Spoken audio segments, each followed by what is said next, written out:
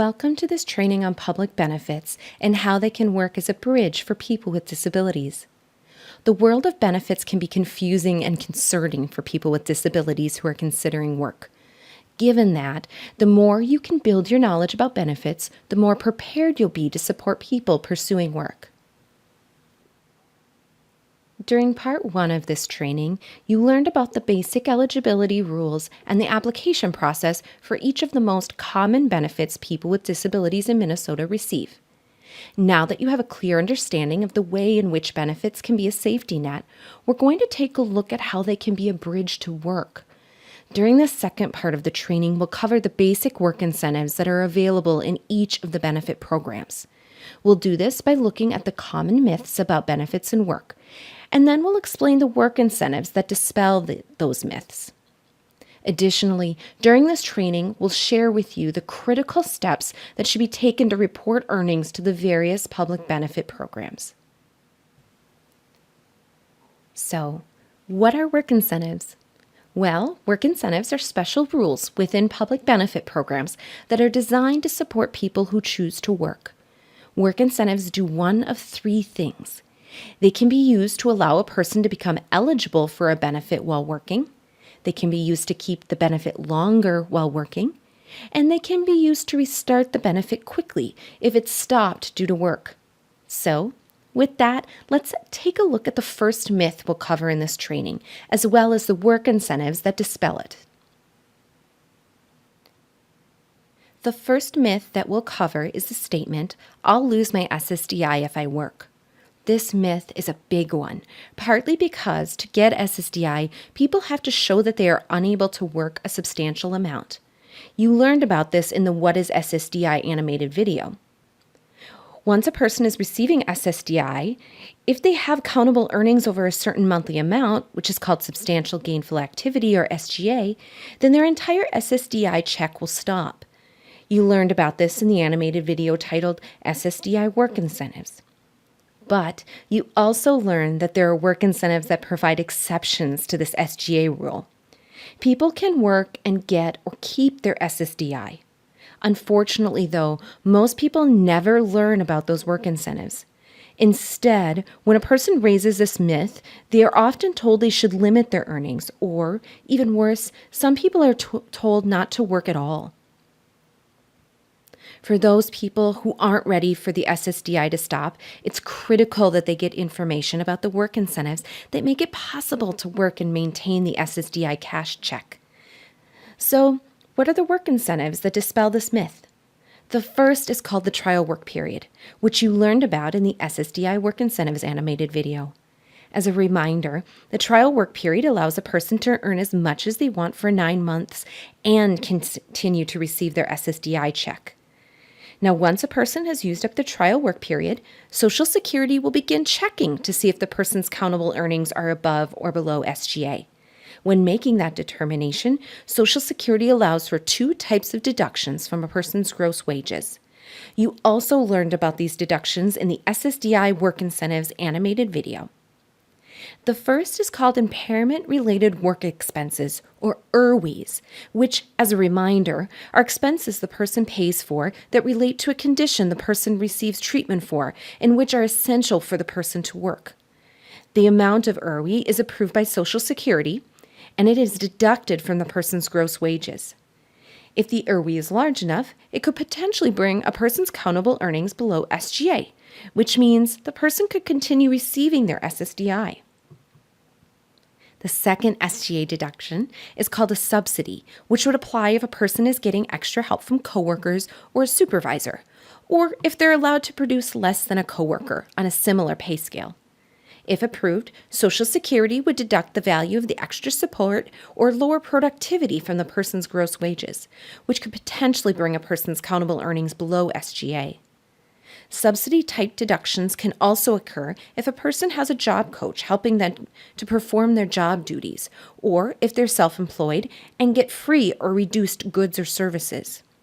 Now remember, the goal here isn't for you to become an expert on all the work incentive details. Instead, the goal is for you to have a general understanding of the work incentives that help a person work while getting SSDI. That way, When someone says, I can't work because I'm on SSDI, you can say, well, actually, and explain the rule, and then help them get connected to the right resource for more help if they need it. Now, there are lots of great tools and information on DB 101 to support you in addressing this myth. You could encourage the person to read or share the information in key DB 101 articles. For this specific myth, you'd want to share information in the Getting Past the Myths article and the SSDI and Work page in the SSDI article. You'd also want to point or help the person use the SSDI Quick Estimate Try It or the Try It called Your SSDI Countable Earnings, which are both on the SSDI and Work page in the SSDI article. There are a couple of other Try It's on that page that you might find helpful too. And another great way to help address this myth is by encouraging the person to watch the 2 animated videos about SSDI and Work, SSDI and Planning for Work, and the second is called SSDI Work Incentives. The next myth is, if my SSDI stops because I work, there's no way to get it back. This myth can come up with someone who feels they can earn enough to replace their SSDI, but they're concerned that they may not be able to maintain the job, or their disability might get worse again. For many people in that situation, the fear of not being able to get the benefits back will cause them to unnecessarily limit their earnings. There are 2 great work incentives that address this very concern. You learned about both of these in the SSDI Work Incentives animated video, so they should sound familiar. The first is the extended period of eligibility and is called EPE for short. This work incentive automatically begins the month after the trial work period is finished, and it ends 36 months later. It is a 3-year safety net during which a person keeps their SSDI eligibility status even if their SSDI check is suspended due to work. So, if a person does SGA level work and the SSDI stops, but then at some point during the APE they drop back down below SGA, the person simply needs to report the change in earnings to Social Security and the SSDI check can be restarted. Now, the other work incentive that was created to help address this concern is called expedited reinstatement. Once the EPE is over, if a person has countable earnings above SGA, at that point the benefit can terminate. If that happens, but within the next 5 years, the person isn't able to maintain SGA level work because of their disability, then they can ask to get their SSDI reinstated using a process that is quicker than the regular application process. Plus, with expedited reinstatement, the person can get up to 6 months of provisional benefits while Social Security makes their decision. In addressing this concern, you'll find the article titled Getting Past the Myths provides some great information about these work incentives. And if the person you're supporting wants more detailed information, direct them to or walk them through the more in-depth information on SSDI and Work page in the SSDI article. Since it can be hard to explain some of these work incentives, another great tool for you to use in addressing this myth is the animated videos. For this particular myth, you'd want to encourage the person to watch, or watch with the person, the videos titled SSDI and Planning for Work and SSDI Work Incentives. The next myth you may hear is, if I work, I'll lose Medicare. For some people, Medicare is the primary, if not their sole health insurance. So when returning to work, some people have concerns that they'll lose their entitlement to Medicare and be left without health insurance. The great news is that this myth couldn't be farther from the truth. The fact is, when a person works, Medicare can continue as long as a person continues to have a disability. Now, the way you address this myth differs depending on whether the person will continue receiving their SSDI or not. If the person will continue receiving their SSDI, then Medicare simply continues because the person will be in SSDI pay status. In that situation, the person doesn't even need to use work incentives to keep Medicare. Where the work incentives kick in is if the person earns so much their SSDI stops. When that happens, Medicare can still continue indefinitely because of 2 work incentives. The first is continuation of Medicare, which assures Medicare will continue for at least 93 months after the trial work period ends. After the continuation of Medicare ends, Medicare can continue indefinitely through a work incentive called Medicare for Persons with Disabilities Who Work. With the second work incentive, the person will need to either pay the Medicare Part A premium or get help from the county paying it if their income is low enough. But many people find cheaper options for health care coverage at that point, such as medical assistance for employed persons with disabilities, or MAEPD. You see, what most on SSDI don't realize is that by working, they may become eligible for medical assistance through MAEPD. That means by working, not only will the person have more income and retain Medicare through work incentives, they may also be able to get more health care coverage by becoming eligible for MAEPD. So, as you can see, there's no need to be concerned about losing Medicare when working. In fact, by working, most folks will end up with better health care coverage. With this myth, as with the others, it can be helpful to share the article on Getting Past the Myths. On that article, you'll find information that specifically addresses concerns about losing Medicare. If that information isn't enough, direct the person to the Work Incentives article, which you'll find in the Work and Savings section on DB 101. Additionally, you can also encourage the person to watch the animated video titled SSDI and Planning for Work, which briefly touches on the fact that Medicare can continue when working.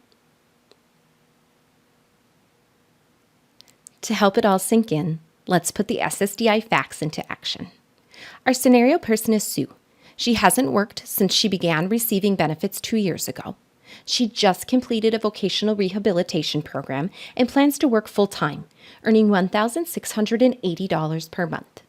She's currently receiving $950 a month of SSDI, and she has Medicare.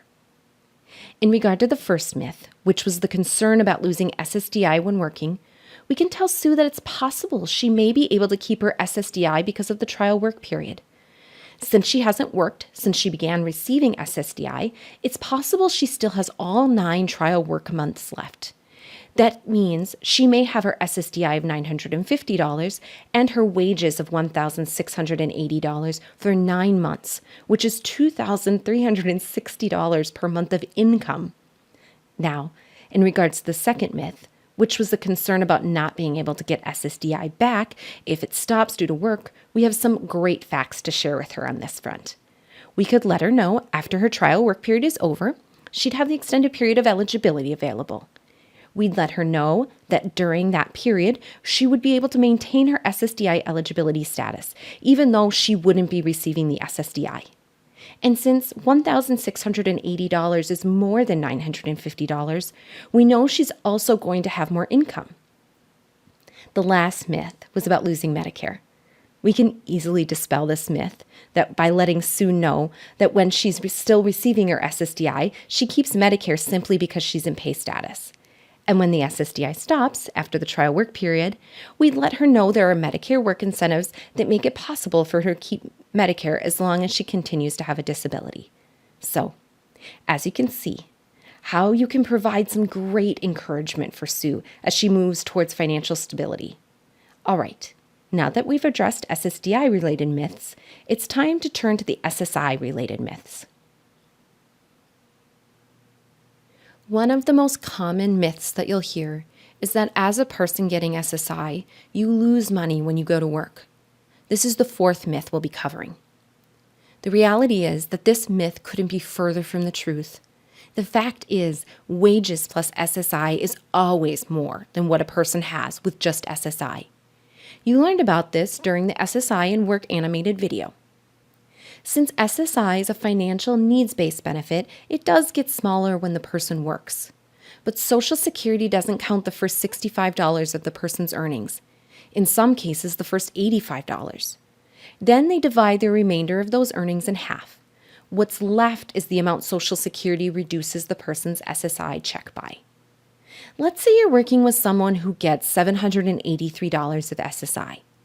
They get a job making $1,085 per month in gross wages. To determine the SSI benefit amount, Social Security would deduct $85 from their gross wages, bringing the amount down to $1,000. Then they divide that $1,000 in half. The result, which is $500, is the amount they would reduce the SSI by. So rather than getting the full $783 per month of SSI, the person would get $283. But the person would also have $1,085 of gross wages. Together, $283 of SSI and $1,085 of gross wages is $1,368 of income, which is a lot more than just the $783 of SSI. You can see, because of those basic deductions, you will have more money when working. Now, Social Security has some additional deductions that can be used if a person meets some extra criteria. These additional deductions lower the amount of countable earnings, thereby allowing the person to keep even more of their SSI when they work. You learned about the Student Earned Income exclusion in the animated video titled SSI and Youth Who Work. As a reminder, the SEIE is specifically for students under 22 and regularly attending school. A person can also deduct impairment-related work expenses. These expenses a person has to pay for that are related to a medical condition that they have and are essential for the person to work. If a person is considered blind by Social Security standards, they can also deduct from their wages any work-related expenses, which are called blind work expenses. And lastly, there is an income deduction allowed for a plan to achieve self-support, or PASS. This can be used if a person receiving SSI uses some of their earnings or unearned income, such as SSDI, to pay for expenses needed to reach a work goal. So, as you can see, when it comes to SSI, with just the basic deductions alone, a person will always have more money when working. And if a person is eligible to use any of the additional deductions, then they could keep even more SSI to support them in their efforts to improve their financial situation.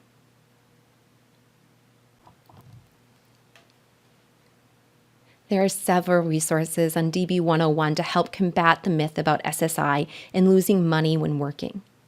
As with the other myths, you can encourage the person to read Getting Past the Myths article. In that article, there's information that addresses this specific myth head-on. If the person is wanting more information, you can also go encourage them to read or read over with them the information on SSI and Work page, which is in the SSI article. There are also some helpful resources on DB 101 that can be helpful to use in addressing this concern. You can point out or walk through the tool called Your SSI Calculation, or the SSI Quick Estimate Try It. Lastly, but certainly not least, you can also encourage the person to watch or watch with them the SSI and Work animated video. If you're working with someone under 22 and regularly attending school, you should have them watch the SSI and Youth Who Work video also. So you can see there are several resources on DB 101 to help combat this myth.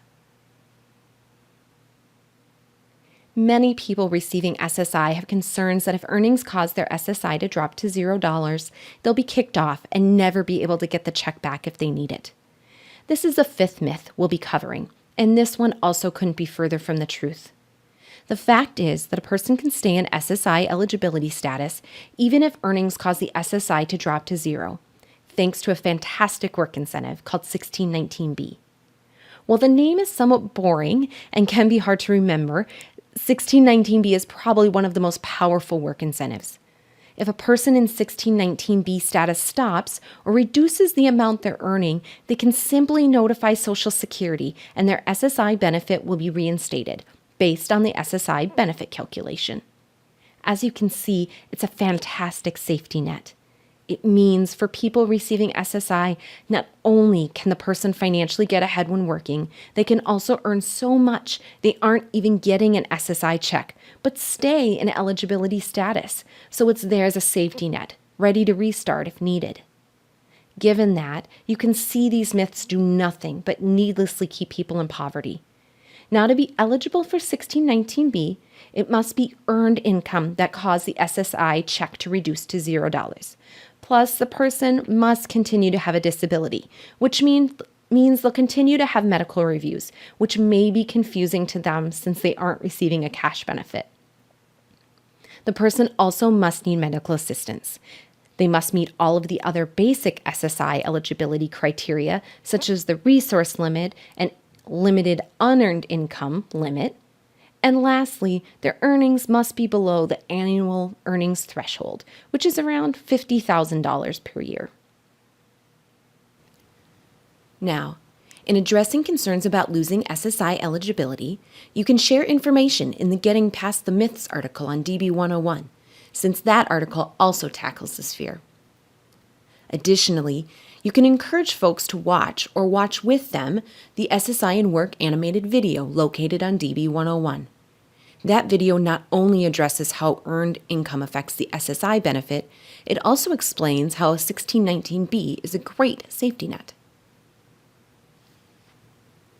The sixth myth we'll tackle is, if I work, I will lose my medical assistance or MA.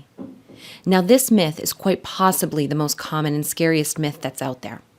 Many people are fine with the idea of the cash benefit going down or stopping when they work, but they know that they can't go without healthcare coverage through MA. So part of what fuels this myth is the fear of what would happen if a person lost their MA. The good news is it's nearly impossible to lose healthcare coverage in Minnesota solely because of work. This fact is a result of two fantastic work incentives, 1619B and MAEPD. For people receiving SSI, the work incentive 1619B not only lets them maintain SSI eligibility status if earnings cause the check to go to $0, it also lets the person keep their MA eligibility. How fantastic is that? Since we've covered 1619B in the last myth, we won't go into details here. Now, for those who are receiving just SSDI or those receiving SSI who will earn over the 1619B annual threshold, there's a great way to keep MA. It's called Medical Assistance for Employed Persons with Disabilities, or MAEPD for short. MAEPD is designed specifically to allow people with disabilities to get or keep MA when working. What's so incredible about this work incentive is that there's no upper income limit, meaning a person could earn any amount, and as long as they continue to meet the MAEPD eligibility criteria, they can continue to keep MA. So, as you can see, given these work incentives, the last thing a person needs to be worried about when working is their MA. Now, in addressing this myth about losing MA, one of the first things you can do is show the person information on the Getting Past the Myths article. If you think the person might be interested in MAEPD, you can show them the information in the MAEPD article, which is in the healthcare coverage section. In regard to videos, the SSI in Work animated video explains that 1619B allows a person to keep MA when working. And the video called Moving Ahead with Minnesota Benefits explains how MAEPD works. So you have several resources at your fingertips to address this myth as well. Now, let's put the SSI facts into action to help this feel a little bit more concrete. Our scenario person is Derek. He plans to get a job earning $1,250 per month. He's currently receiving $783 of SSI and has MA. As you recall from myth number 4, we know he's going to get ahead when he works, even though his SSI will decrease. If we use the tool on DB 101 called your SSI benefit calculation, we'd see that Derek's SSI will reduce to $200.50.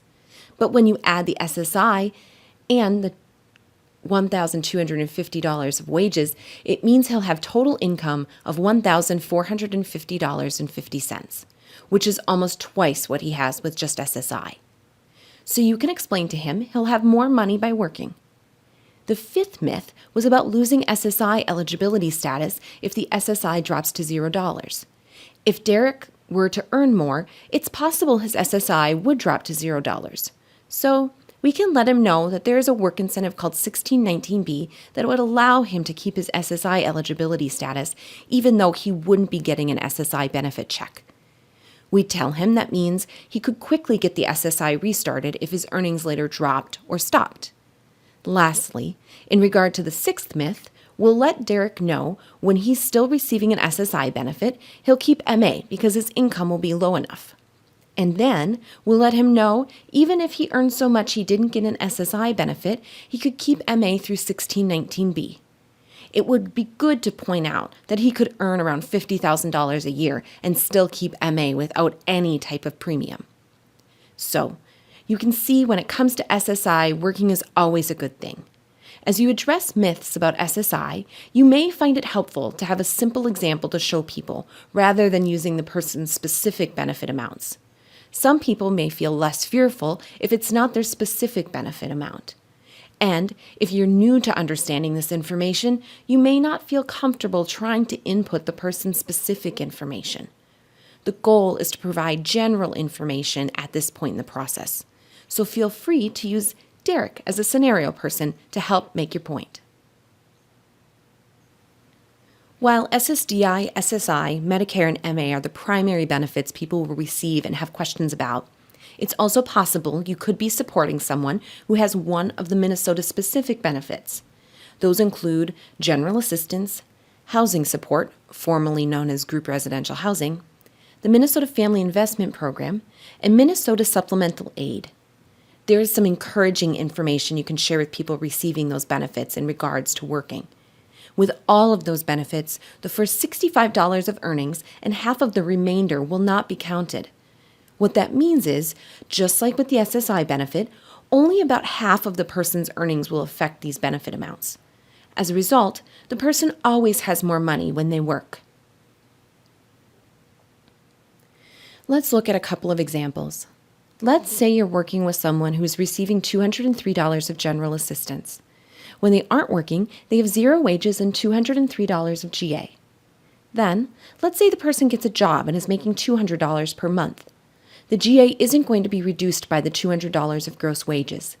Instead, $65 of the wages aren't counted, and then the half the remaining wages don't count. That means only $67.50 of the gross wages will be counted when calculating the GA amount. When you subtract $67.50 from the $203 GA benefit amount, we get $135.50. Add that to the $200 of gross wages, and the person has a total income of $335.50, which is more than just $203 of GA. We can apply the same concept to the MFIP benefit. Let's say a family of 4 currently has no income. As a result, they are receiving $1,204 of MFIP. Then one of the parents gets a job making $1,000 per month in gross wages. The first $65 is deducted, then the remaining half is deducted, which means only $467.50 of the earnings will count. So the MFIP amount will decrease by $467.50 to $736.50. But $736.50 of MFIP plus $1,000 in wages adds up to $1,736.50, which is a lot more than just $1,204 of MFIP. So again, you can see how the income deductions make it possible to get ahead when working. On DB 101, there are many calculators you can use or direct a person to get an idea of what the housing support and MSA benefit amount will change to with different earning goals. For housing support, there are 2 mini calculators, which are also known as triads. There's one that's designed for a person who will be receiving at least $1 of SSI, and a second one that's designed for a person who will not be receiving any SSI. Both of those triads can be found on the housing support page in the housing article on DB 101. With MSA, there is also 2 triads.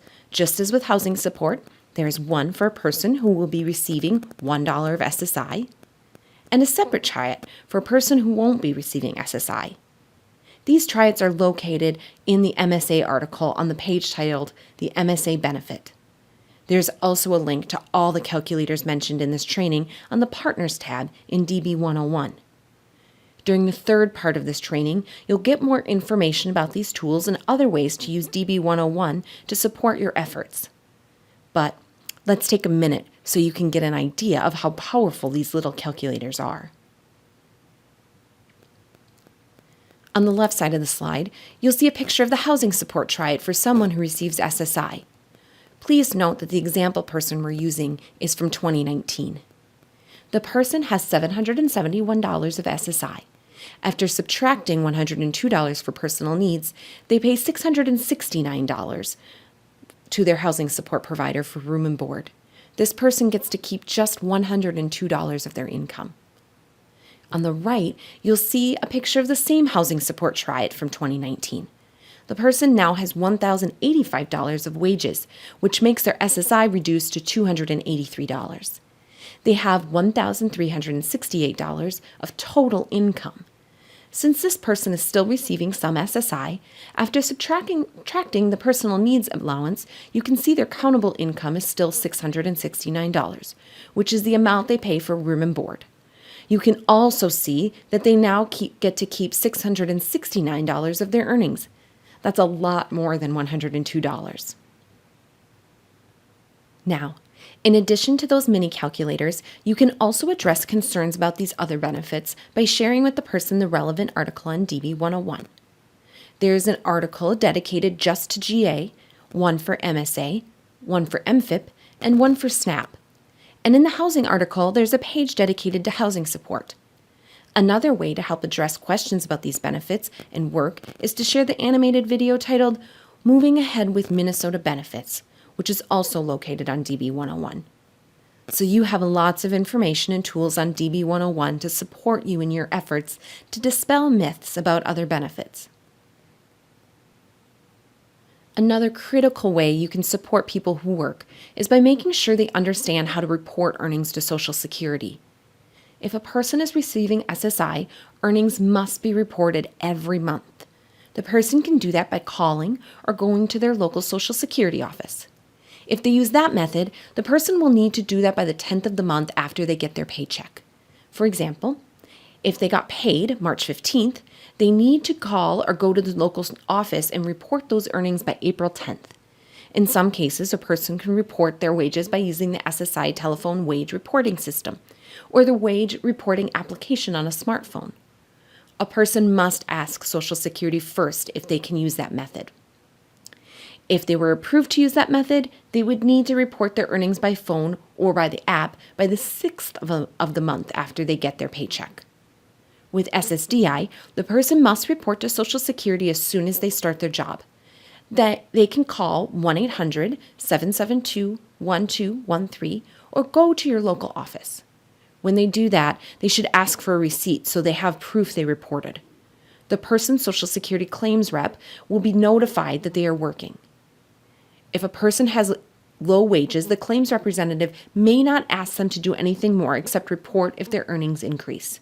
If the person has high wages, in particular if wages are above the SGA level, the claims representative will likely send the person a work activity report, which is SSA Form 821, to complete and return to them. The person is then responsible for contacting Social Security to let them know if their earnings go back below SGA or above SGA in the future. If you work with someone who's getting a benefit that's administered by a tribe or the County Human Service Agency, then you should make sure you know how to report earnings for those benefits. If the person is receiving MA, MSA, GA, housing support, or MFIP, they will need to report any new work, any increases in work, and any decreases in work within 10 days from that change. If the person receives SNAP, they need to report the change by the 10th of the following month. To report a change in earned income to the county, the person can call or go by and explain the change. They can also complete and mail in to the local county office the change report form, which is DHS form number 2402. If you work with someone who has subsidized housing, remind them that they need to contact their case manager at the public housing agency if that's who is administering the subsidy. If they are getting the subsidy directly from a private property owner, then remind the person they need to report the change in income to their landlord.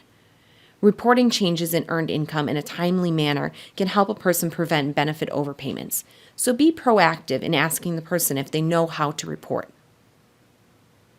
As you can see, there are many work incentives that, when put together, make it possible for a person to work, have more money, and maintain access to the benefits they need. You are now empowered with the facts about the most common myths related to benefits and work. With that knowledge, you can begin addressing myths when you hear them. As you begin using this new knowledge, be sure to use the tools and information on DB 101 and reach out to Disability Hub MN for support. You can reach the Hub by calling 1-866-333-2466 or chatting with a Hub expert on www.disabilityhubmn.org. The Hub will be a huge support to you and the people you serve in understanding how it's possible to work and get ahead.